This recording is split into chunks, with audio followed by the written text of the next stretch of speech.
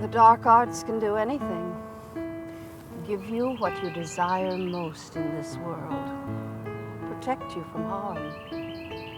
And even put an end to things.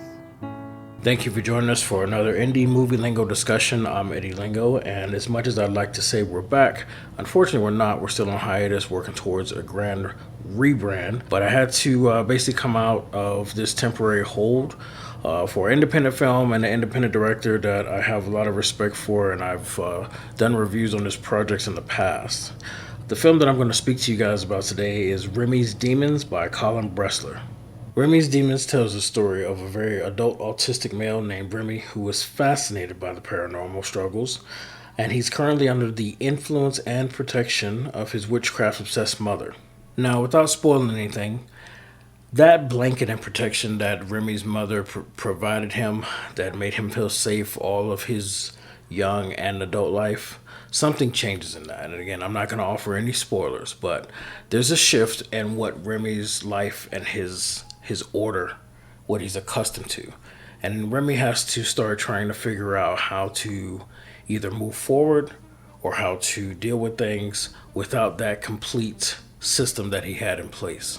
Now, as I said before, I have reviewed a couple of films from Colin Bressler in the past. He's the director and writer of all the films. He shared writing credits on a couple of them. The last film that I did review for him was Domestic Hell. With this particular film, Colin Bressler shares a writing credit with Josh Caza. And I have to say, every time I get a film from Colin, they seem to get better every time as far as the directing, the quality of lighting, cinematography. The acting gets better every time. And this film, I also need to say, is in the horror genre. I forgot to really specify that, but of course you probably got that from the synopsis. It is in the horror genre, which is something that I don't normally watch. Judge me if you will, but that's the case. I don't normally watch horror, but when Colin hit me up and asked me could I review this for him, I put on my big boy pants and I said no problem.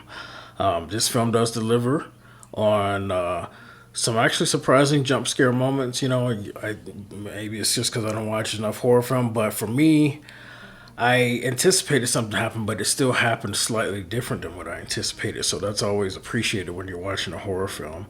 I've seen a couple of people that have acted in previous films, and it's good to see them working together to put together these films because, as I've always said, independent feature films, especially short films, are already hard enough, especially when the budget is low. But when you can put together an entire feature-length film, and that's what this is, a feature-length film, full movie, full story, fully fleshed out, then you gotta give props where props due, and I commend everybody that was a part of this. Now, back to the story, and this is as far as the autistic character goes. While Remy is adjusting, like I said, to this change in his order and his protection, he's trying to figure out what to do because I don't want to spoil too much. There's people in his life that are showing up, and you're not sure who's actually there to truly help him, and who's actually there to take advantage of the situation. I mean, it does become clear shortly after they're introduced, but in the beginning, not every character, you're not sure 100% what everybody's end game is, and I do appreciate that about this movie. I also appreciate the fact that, and I'm probably going to get judged here, but when dealing with autistic children or adults in general, most people, when they hear them go on and they're speaking about the things that's just as fast as it's coming out of their mouth and their mind, they just shake it off at, well, yeah, he's autistic, and they don't really realize that there could be a lot of truth or a lot of facts to what they're saying, or even or what some may say they're even prophesying. And that's what I liked about this character, Remy's connection to the paranormal and his understanding to the things that he became infatuated with growing up. A lot of stuff that he was saying, when I first started watching in the beginning, I was thinking, oh, okay, I get it. He's autistic. He's not really fully in sync with what he's trying to say. He's not really able to convey what he's thinking. But then as the movie progresses, you realize that Remy was 100% correct in what he was saying. I often think to myself that I've seen, this is where I'll get judged. I'll say I've seen moments where kids will predict a phone call. Some autistic kids in my family, they'll predict a phone call or a weather change, and all of a sudden it instantly happens. I'm like, okay, that's for me, that is something that's fascinating about autism. It's not necessarily a defect or a handicap. You know, it's actually a lot more to it than I believe we know. Now, I'm not saying that they're going to run around being the next Constantine and they're going to save the world. Not all of them are the same, but I love the aspect of an autistic man who everybody discards, thinking that he's just rambling nonsense, is actually saying things that are very true and have a great impact on us. Another aspect of the film is Remy's mother, who's actually, she did a very good job. She's played by Magda Porter, and she, from the start, the writing and the way they developed the character was also very great, because you immediately feel like when you see her that she's steering Remy down the wrong path. She's wrong for Remy. And then there's moments where you feel like she's actually been trying to protect him the whole time. But then, like I said, I don't want to spoil anything. The ending is up to you to determine if she was really fully there for Remy or not.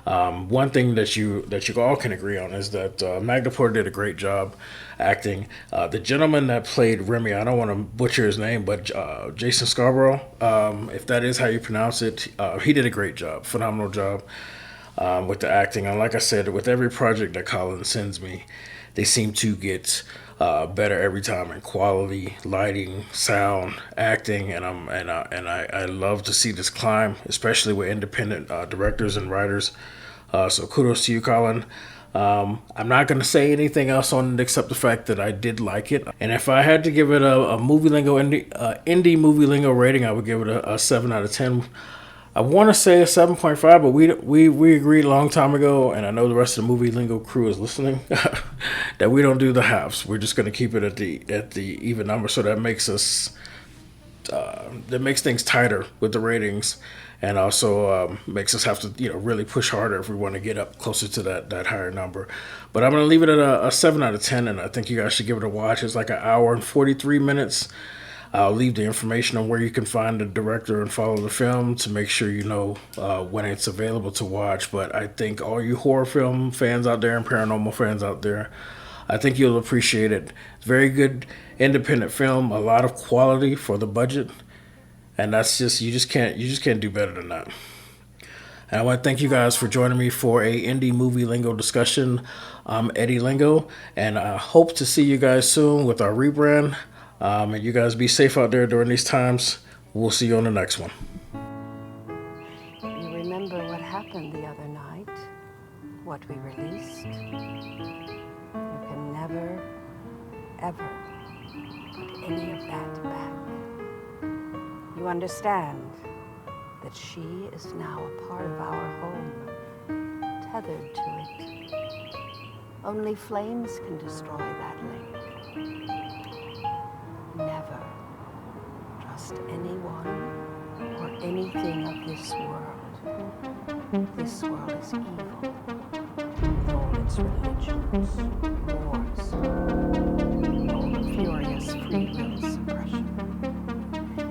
This world is led by men who want to keep people like us muzzled and quiet.